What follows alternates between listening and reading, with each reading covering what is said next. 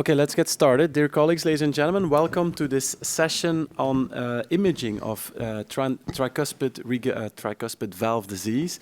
My name is Nicolas van Mieghem from the Erasmus University Medical Center. It's my pleasure to co-chair this session together with Professor Sitjes. And the study is sponsored, or the session is sponsored by Siemens.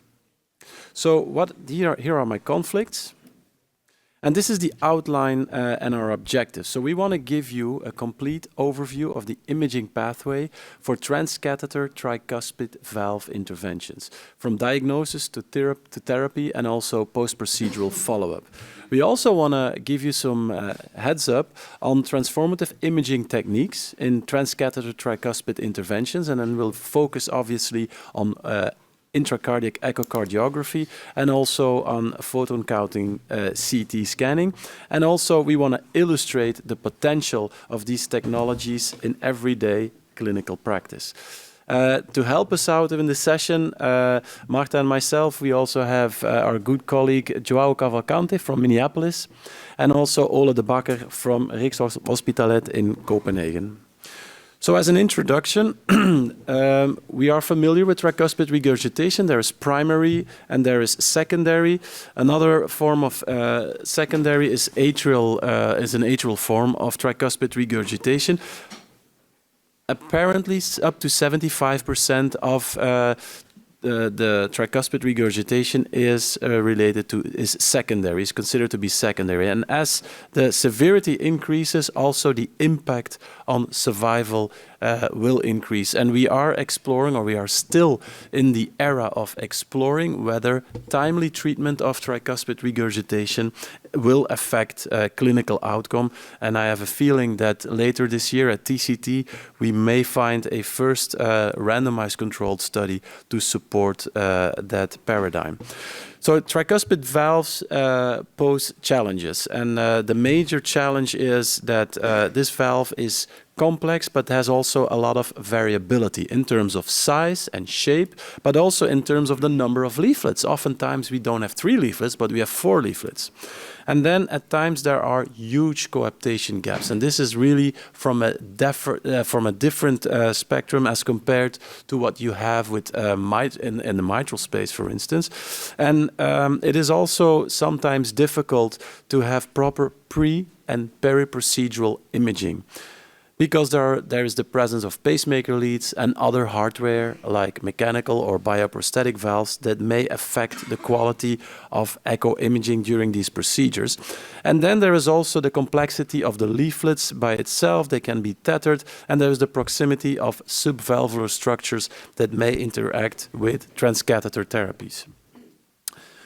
In general, for tricuspid valve imaging, we have 4 major players. There is echocardiography, and echocardiography remains the basis for the diagnosis of tricuspid regurgitation, but also helps us to understand RV-PA coupling, and also helps us to interpret the relationship with wire-based issues, or with wire issues with cardiac wires.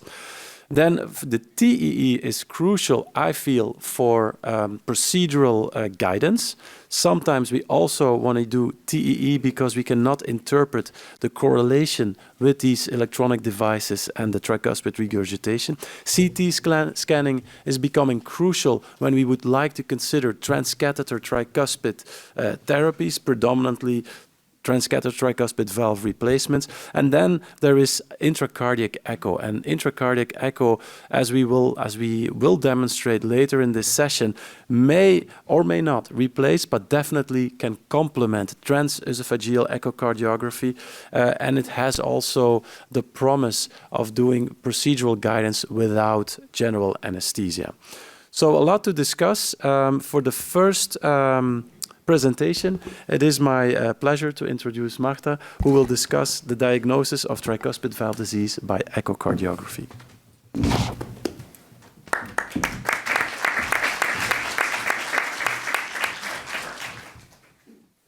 Thank you very much for the introduction. As a co-chair, I would like to remind you that this is an interactive session, so if you have questions, you can go to the micro and ask the questions, or you can use the app to send them and we will try to answer all of them. So I will speak a little bit on the role of echocardiography for the diagnosis of tricuspid valve disease. As said before, these are my potential conflicts. And when we approach a patient with suspected tricuspid regurgitation, this is the information or the questions we should answer after our examination. First of all, how severe is that tricuspid regurgitation? So we should go for quantification.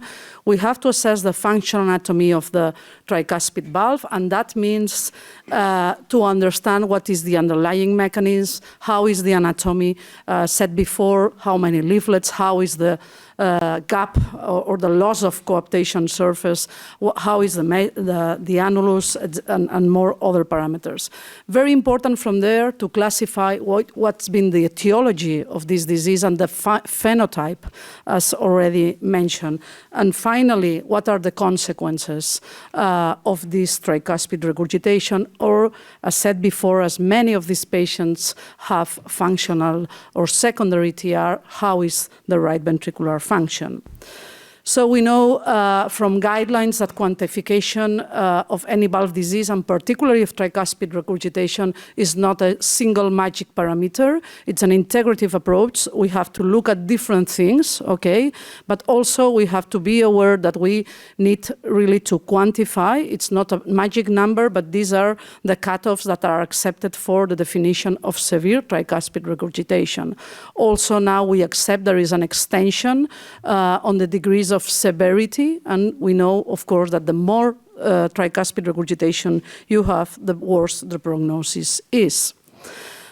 Important to use quantitative methods, and mainly is the PISA and method, the only that is quantitative, but also we have semi-quantitative methods as the measurement of the vena contracta, that, as you know, is the narrowest part of the regurgitant jet at the site of the orifice, of the regurgitant orifice, and for that take advantage of the current systems with 3D color imaging. Why? Because in one single bit you can have the whole, where you can, the whole volume, let's say, and you can navigate through it to find the largest vena contracta and also the largest airway.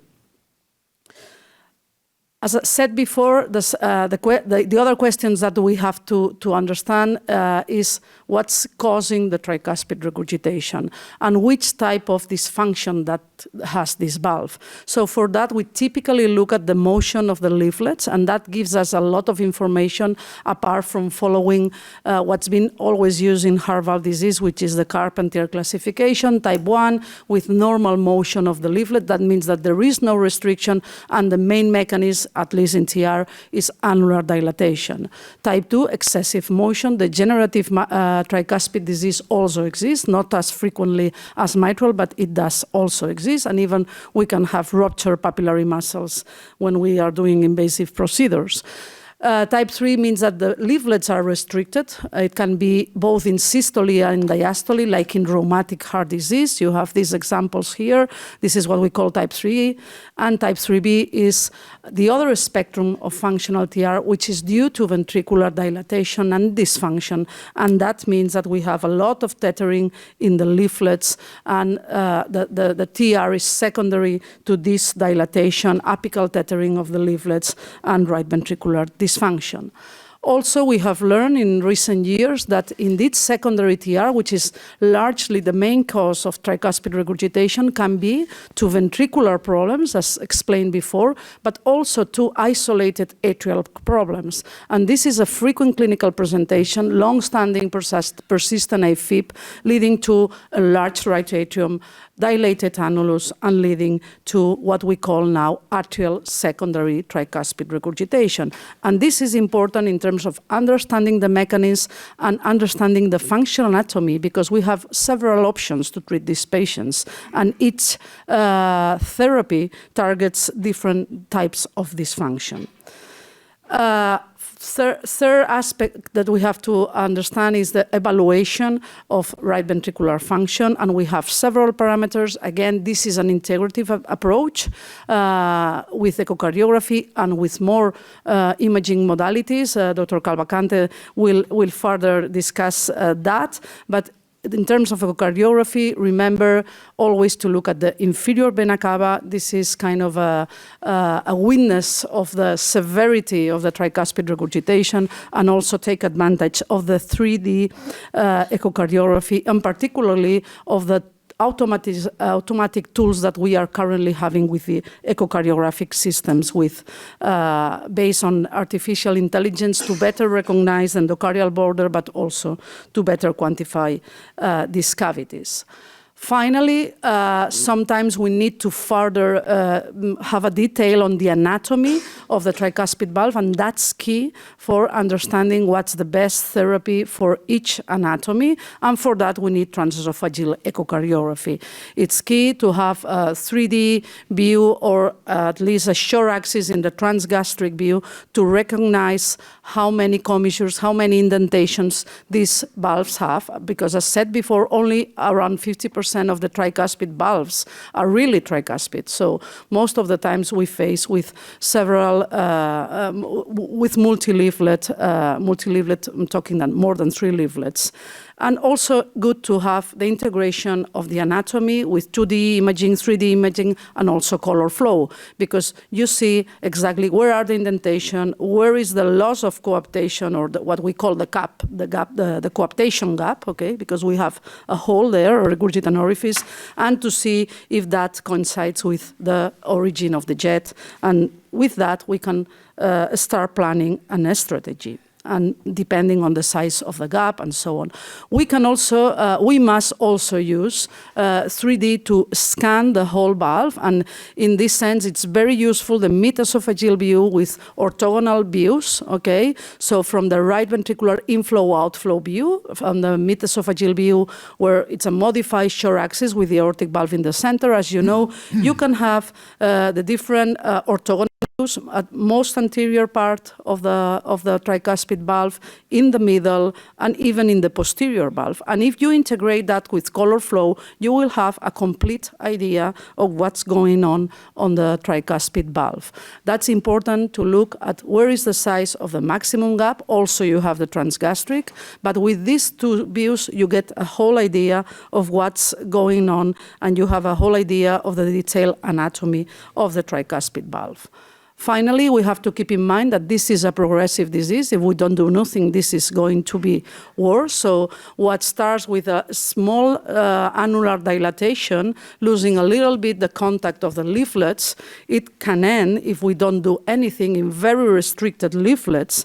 And this will also determine our possibilities to treat these patients. So if we are really in a mid stage of the disease where we still have mild annular dilatation or moderate, we still have some contact of the leaflets, and we don't have much tethering of the leaflets, we can think more on a repair strategy, and that applies to transcatheter and also to surgery, of course.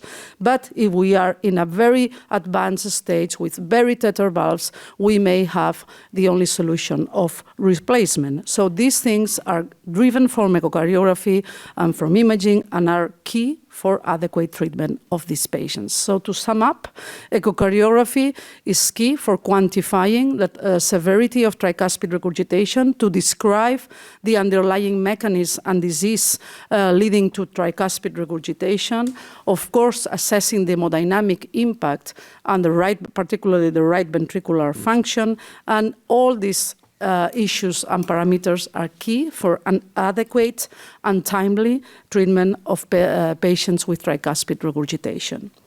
Thank you very much for your attention.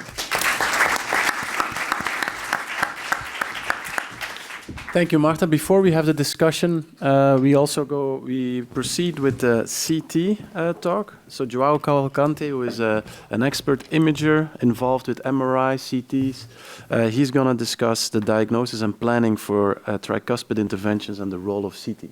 João. Thank you, Nicola. It's great to see the interest in the full room this afternoon here. And we'll be talking about the role that CT has. Why should we talk about CT for tricuspid valve? Some disclosures here that some consulting fees and honorary from Siemens. So before we talk about CT, it's important to talk about the technology because that has evolved. And for us to take proper images, just like a camera, that you take your pictures, the cameras get updated. The better the camera, the better the pictures, right? So for CT, in the presence of patients with tricuspid regurgitation, in which atrial fibrillation is so common, they already have heart failure, we need to have a camera that has a very click, click, click, fast shutter speed. Think about that as a temporal resolution. So what is that? If I need to pause motion, and I'd be able to see each one of the colors of this, I need to be able to freeze motion. So remember the Olympics, when you're trying to look at the action of a sports span or trying to do that, you can see every fine details because it has a very high shutter speed, very high temporal resolution. The faster it is, the rotation of that scanner, the quicker it is that you can take pictures. But if you put two detectors, two sources, that's what we call the dual source scanner, you can freeze motion. That's the technology that is actually unique to Siemens. Here's an example of another dual source. This is an example of a CT with a poor temporal resolution. Patient has AFib. Yeah, you can look at it, but boy, does that look ugly. I mean, it's a pathology there, but I cannot discern what it is. Now, contrast that with this image here. Which one would you rather have? Rather have not tricuspid regurgitation, but you rather analyze the CT than the proper one. The prior one. So how do we get that? It's not the same as scanning patients with TAVR. You can see that the contrast is on the right side, not on the left side. A little bit on the left, but predominantly on the right. To do that, we have been using now the bolus tracking in the pulmonary artery. That has never failed to us. For that, you have in a proper temporal resolution, you can see leaflets, you can see the atrium, you can see the ventricle, you can see the reflux into the IVC and the hepatic vein here on the top left image. And if you're going to do TTVR, typically we do another 60-second acquisition to then see how we're going to get up to the heart. Now, CT also has evolved. There is a new generation called photon-counting, which for tricuspid we have not yet explored so much. But in the presence of a very high ultra resolution, we can see very fine details. You can see less blooming from calcium. This is a patient going for TAVR. You can see fibrosis of the leaflets. And yet to be seen what would be the differential value that would provide for tricuspid patients. Now, if you do the proper acquisition and you have a proper software, you can do images like that. This is not Photoshop. This is the true acquisition and just reconstruction. So morphology, as Nicholas and Martha had mentioned, you can go from tri-leaflet to a quadricuspid valve. So P1, this is the anterior papillary muscle between the anterior and posterior, P1, P2. You have a pacemaker lead between the antral septum. You have gaps. I would say that the posterior septal gap is even wider than the antral septum.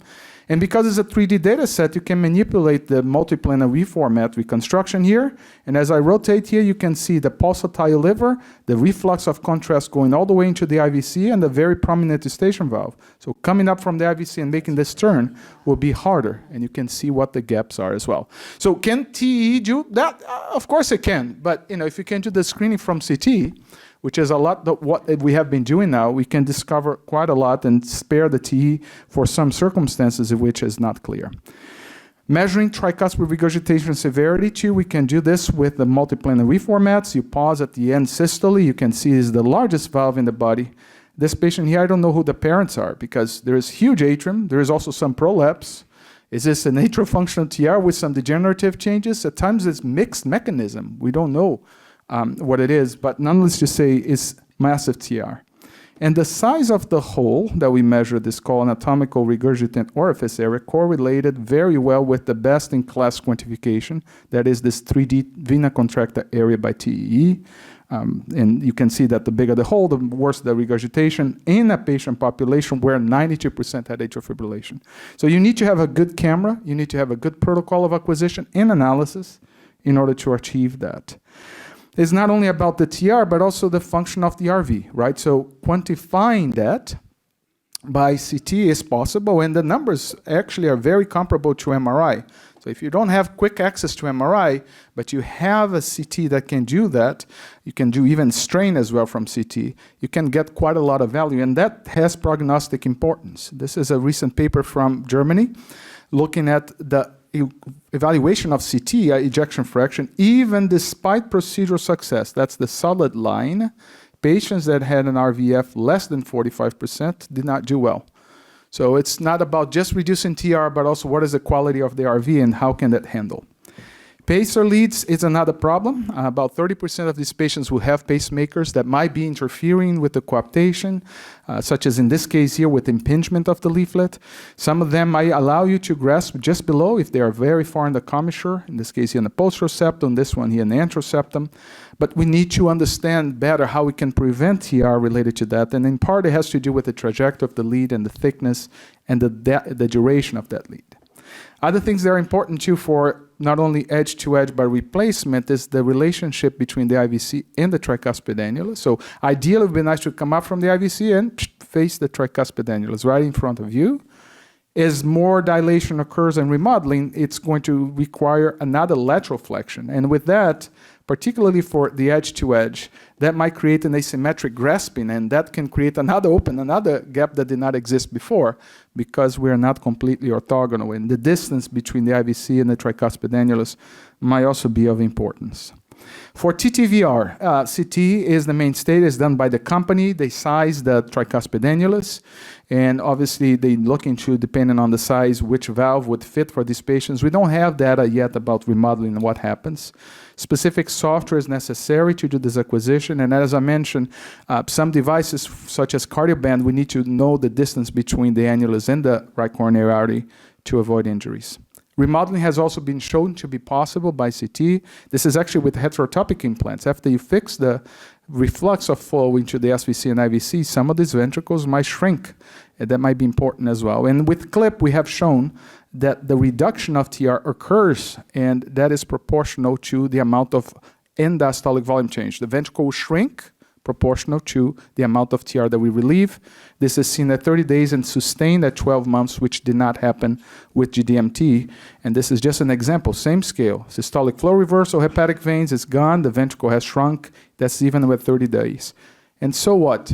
So you're better off with a ventricle that is shrinking than a ventricle that continues to grow, and the KCCQ change was associated with RV and diastolic volume change. So to close, dual source systems, as I have shown to you, have the best-in-class temporal resolution, and combined now with the ultra-high resolution might provide an incremental value for TR. It's important to discuss trials that would use CT, not only in the assessment of eligibility, but even, I think, at the follow-up as well, after the intervention, so that we can better understand patient selection. Thank you.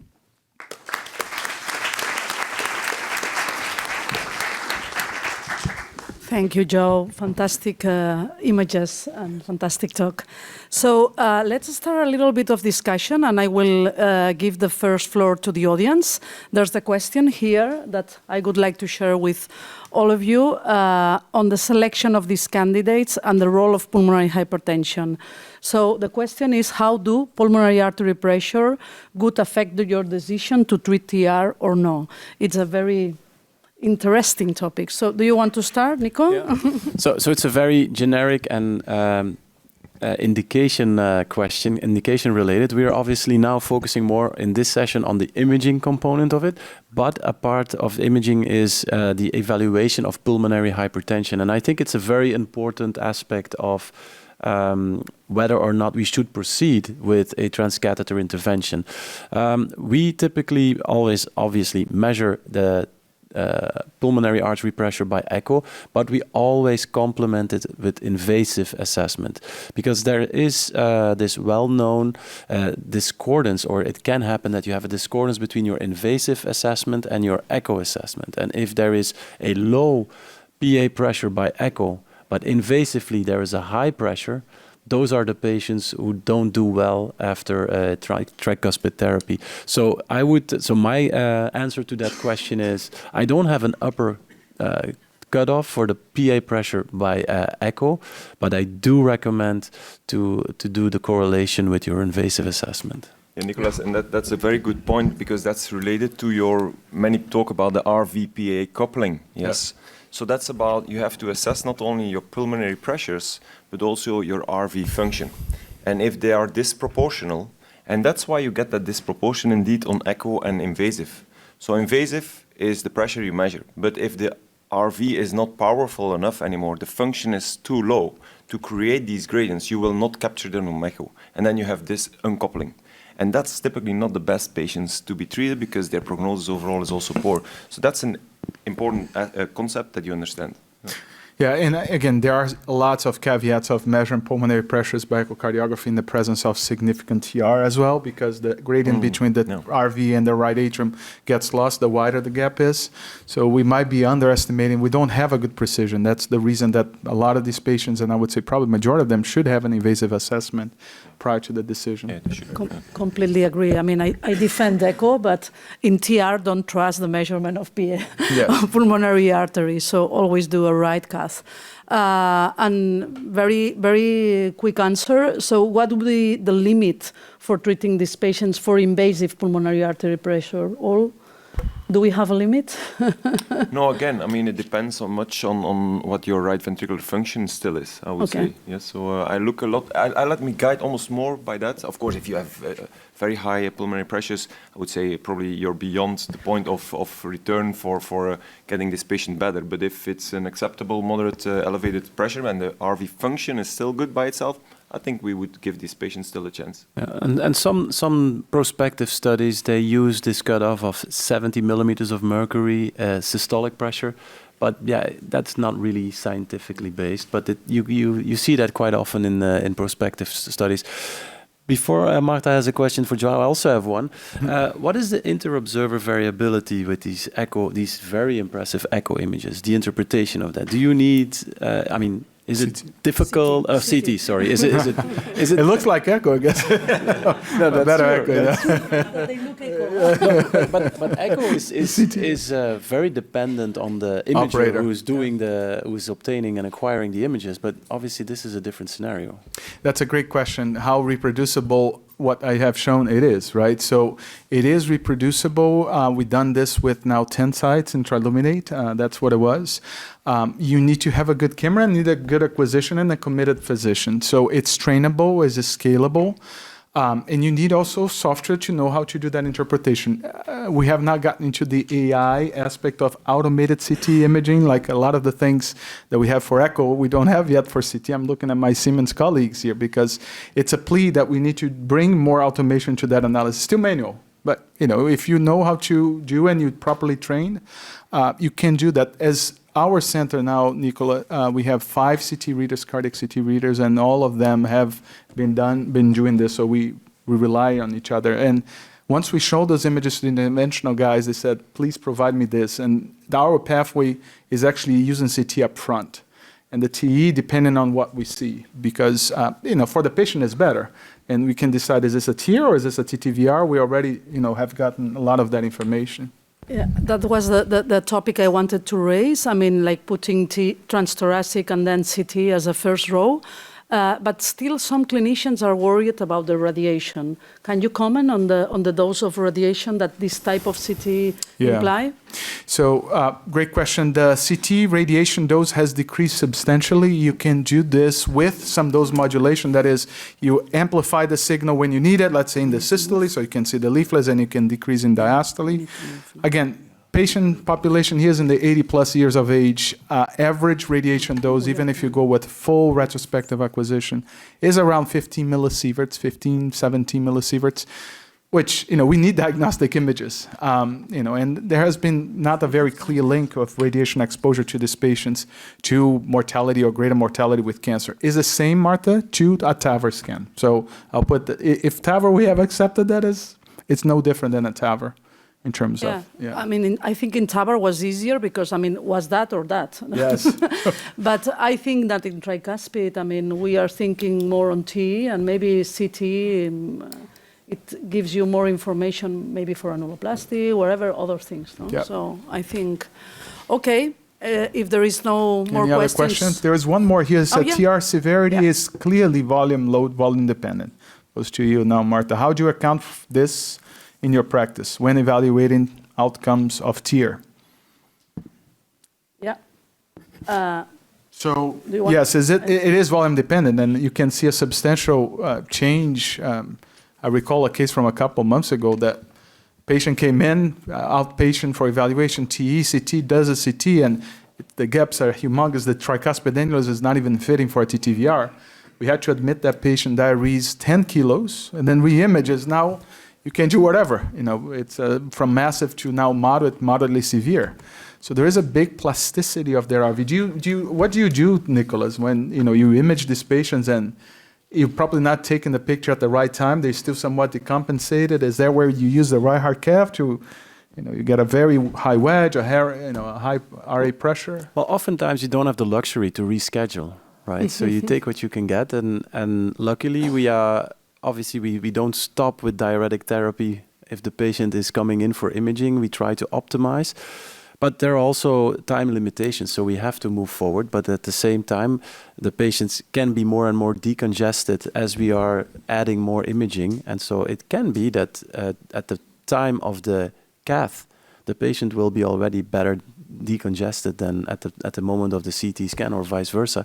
Well, that is upon us to interpret, obviously. Yeah, I think that the most challenging is during the procedure, no? Because, while you are ambulatory scanning these patients, you have to be more or less sure that they have an eubolemic status, let's say.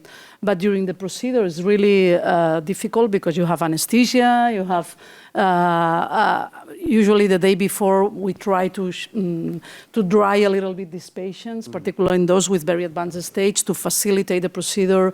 And then assessing these things, and particularly the result of TR, as the question was also pointing, sometimes has this challenge. But this is why it's so important always to look at the anatomy and the annulus size. And in TR it's difficult, but in annuloplasty, for example, to look at the coaptation of surface, or in surgery.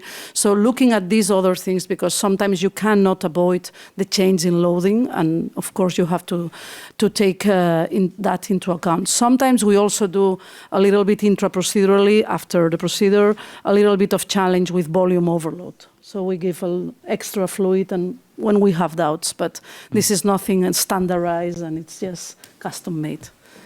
Wonderful. Well, we'll transition with my great friend, Nick Van Mingen, Professor Nick Van Mingen from Erasmus Thoracic Center, talking about now how we use that in the setting of 4DIs. Yeah, thank you very much, Joao. So I'm stepping in for Professor van Baardelebe, who could not be here today. I wish him well. And what I'm going to do is briefly walk you through what we can do with 4D eyes in the space of tricuspid regurgitation. And we have seen a lot of evolution, iterations in the field of eyes, intracardiac echo. The first version of 3D eyes was already available in 2007, but now it has matured into a product that really is or seems to get ready for prime time. This is imaging from Stefan from Mainz, where he did a transcatheter tricuspid valve replacement with an EVOC in a patient with a double mechanical prosthesis, both in aortic and in mitral position. And obviously we're very familiar that those are the scenarios where TEE may fall short in the assessment of the tricuspid leaflets during a procedure. Well, look how extraordinary and how good the resolution is of these eyes images in the guidance of the catheter, and also the demonstration that you are underneath the leaflets where you're supposed to be, but also in the assessment of the final result. So quite impressive images. Another example from Mainz is this 74-year-old female who was treated with the TOPAZ valve. Patient had torrential tricuspid regurgitation. Well, there's no doubt here that about the severity of the tricuspid valve regurg, but also you have this interference with the wire. Oops, okay. Let's go back, sorry. So here in the assessment, let me play this. Again, you can see that by eyes, you can, with color Doppler, evaluate the TR severity, but again, you have a good appreciation of the valve leaflets to guide your therapy. And this is then the deployment of the TOPAZ valve. You already can appreciate how the valve is being deployed from the RV into the RA. And also you see how that electric lead, that pacemaker lead, is being pushed aside. Final results. Good result. To be started with torrential TR, no more TR at the end of the procedure with the TTVR in place. So obviously, we got inspired from the images provided by Stefan, and we have now also embarked with an ICE program in our structural program for tricuspid and also mitral valve replacements. We are still tipping our feet in the water, but these are the first images of a case that we did using 4D eyes. And again, you can appreciate how nicely you can see the leaflets. You can also have a 3D assessment. Basically, you can almost simulate the images that you can obtain by transesophageal echocardiography. And I can already tell you that I see the value of this technology in procedures where my TEE images are puzzled by other hardware in the heart. And again, you can also appreciate the severity or assess the severity of the tricuspid regurgitation by color Doppler using this device. And with the ICE catheter, we can also then guide us with the Pascal clipping of the leaflets. So you nicely see that we are able to grasp the leaflets and then proceed with closure of the Pascal. Unfortunately, we did not record this, so I cannot show you the final result of this case by ICE. But I think clearly 4D ICE is a new technology on the horizon that will become more and more available for us physicians in Europe as well. If you compare it to CT and TEE, I think that an important component of it is the temporal resolution. Joao already mentioned how important temporal resolution is. Definitely competitive imaging that you can obtain. And in my mind, I'm already planning on mitral and tricuspid procedures under ICE guidance, under local anesthesia. Obviously not today, but that is something that I foresee in the near future. Thank you for your attention. Thank you, Nico. Let's move to another innovation that we have. And it's my pleasure to introduce Olde Baker from Copenhagen that will show us the news on the use of CT and fluorofusion.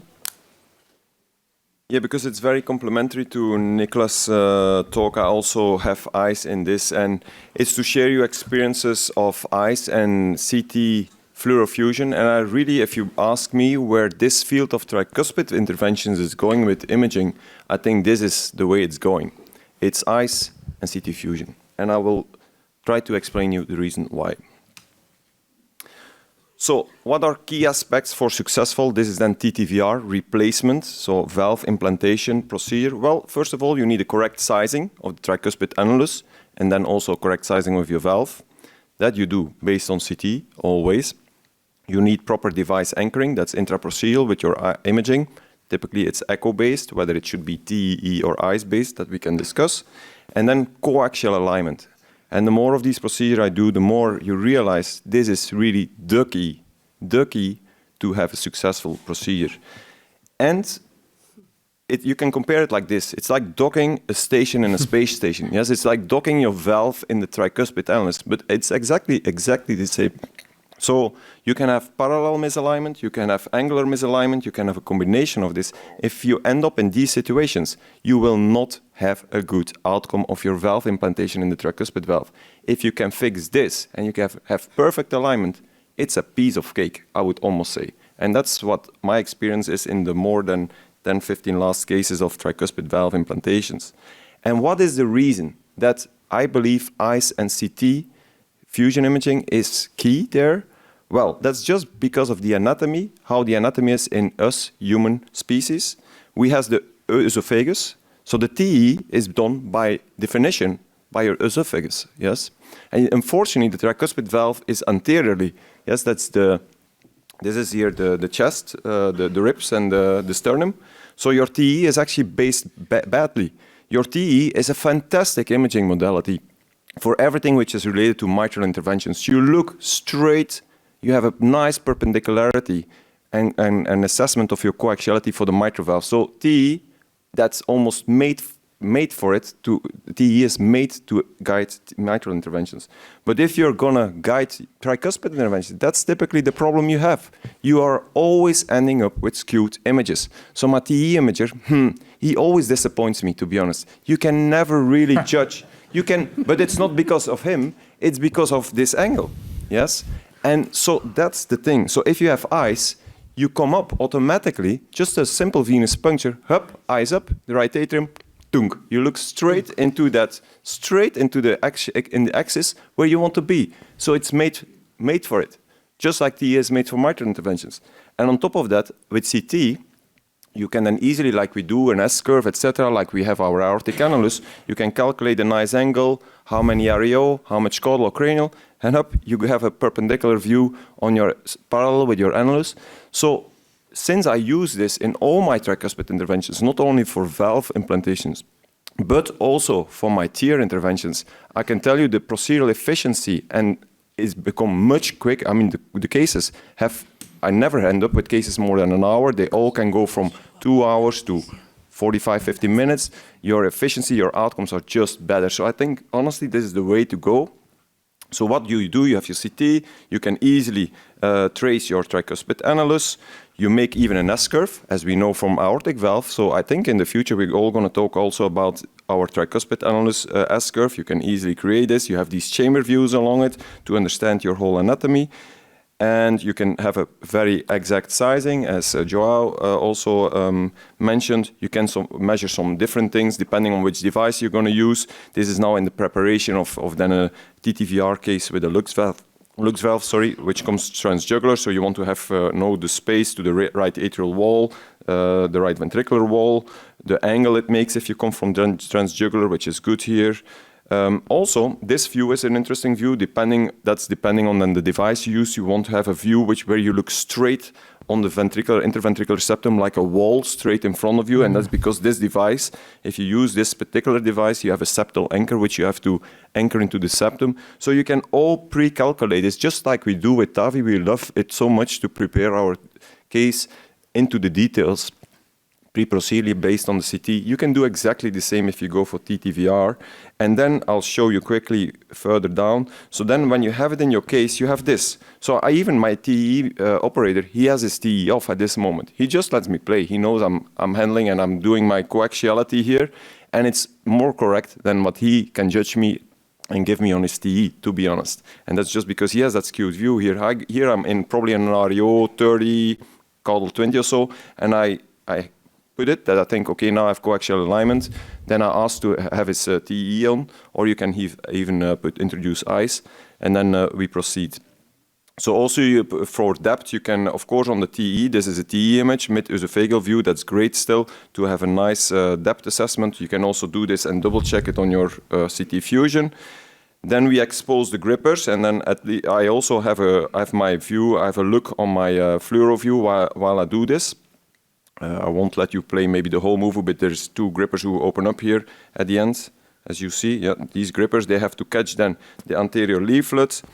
And there I can tell you also that, for example, the second last case, asking my TE operator if he could see from a transgastric view. This was a patient with a poor transgastric view, surprisingly. He had really a tough time to give me a view on the posterior gripper. He simply couldn't. So I was really doubtful, am I really above the leaflet or not? We didn't find it.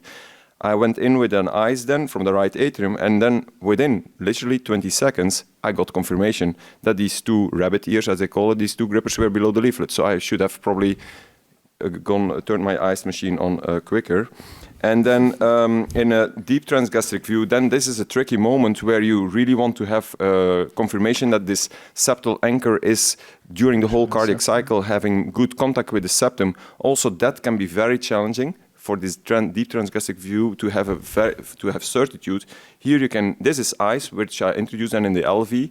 I just make a simple transeptal puncture and I flex my eyes and put it in the LV. And then you have this is the view you have. It's super clear, super sharp images. And this is then the final end result after such a, here you see, by the way, this is 4D eyes. So you can see also we use 4D eyes as well. You can even, the benefit is that you can make a very nice multiplane reconstruction with this 3D or 4D eye, so that gives you additional possibilities. And then the last slide, maybe, this is only something that I do recently, but even in my tier, and this is courtesy to Nico Piazza, it's an article that's on his way about use of CT for tricuspid interventions. And since I also use this in my tricuspid tier procedures, these patients, they also get the CT from me now up front. I calculate the S-curve, find an angle, and you go there in that angulation, and it's important to know that, for example, if your anteroseptal commissure is here on the top, close to the aorta, and you know, even without looking on the echo, you know that you have to turn the clip, so you see it actually, you don't see the wings, yes, you don't see the clips, they're aligned, and that's normal because the anteroseptal commissure is pointing upwards, so and then you put your clip, you confirm it on TE, of course, their TE is super valuable. But in the last case I did, for example, the post-procedural clipping, well, it took me a couple of minutes to grab, whereas it looked easy. Didn't really fully understand why on echo, and then I looked on fluoro, and then you could appreciate actually that the coaxiality was not good. The device was actually coming more in such an angle here down. So what I did is pulling back on the system, taking a bit of flex off, so the coaxiality was better.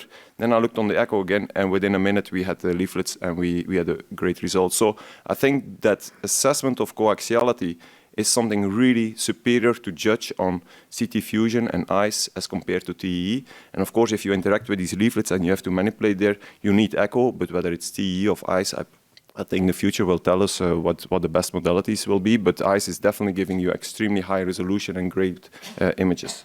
So thank you. Thank you. Thank you very much. We are almost finishing the time we have, but I want to make you a very quick question. When you are using CT and ICE, are you avoiding general anesthesia? Well, that's the next step, I think. We're close to it. So the idea that Nico comes with, I think this is really not far future anymore. It's near future. I could probably do it already, but I have to gain over to give up the control. To convince the anesthesiologists, we know. No, then we do it without anesthesiology in the room, I guess. But no, I think we're very close to it. Yeah. Okay, I'm sorry, but our time is gone. It was a fantastic session. As you can see, we saw very innovative imaging techniques that are going parallel to the technological development in transcatheter therapy and that are allowing us to provide better diagnosis and particularly better understanding of valve disease and better treatment with safer procedures and, as you saw, getting simpler and simpler in the near future. Thank you very much to the speakers, and thank you very much for the audience.